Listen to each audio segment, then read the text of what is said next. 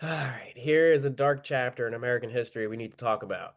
Forced sterilization, eugenics, state-sanctioned population control.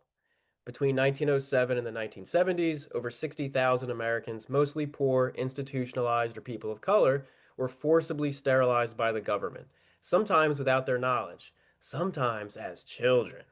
California alone accounted for roughly 20,000 cases, mostly on poor men and women.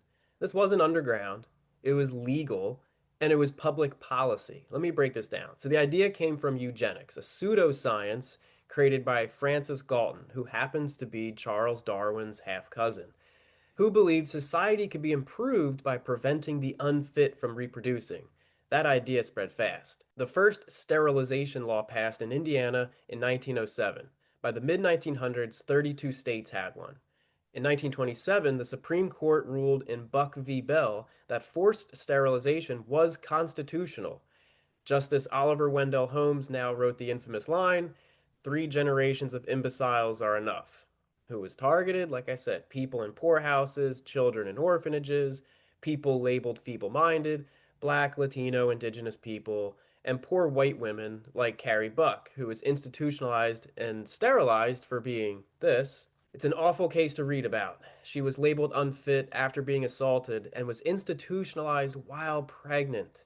She was sterilized without her knowledge. And then both her mother and daughter were also institutionalized. In North Carolina's O'Barry Center, which was segregated for black individuals, sterilizations were still authorized as late as the 1960s, even without patients consenting.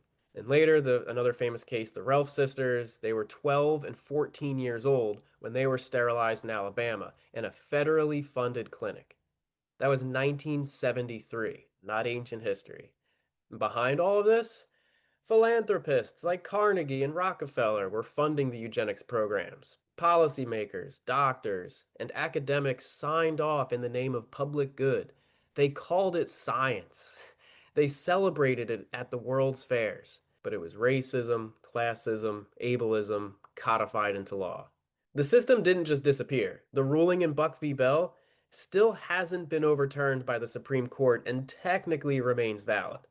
But yes, there are state laws that generally protect citizens beyond this federal ruling. Today, some states are trying to apologize, a few offer reparations, but most of the records were destroyed. But the pain lives on. Just remember, this wasn't about medicine, it was about control. Forced sterilization is American history.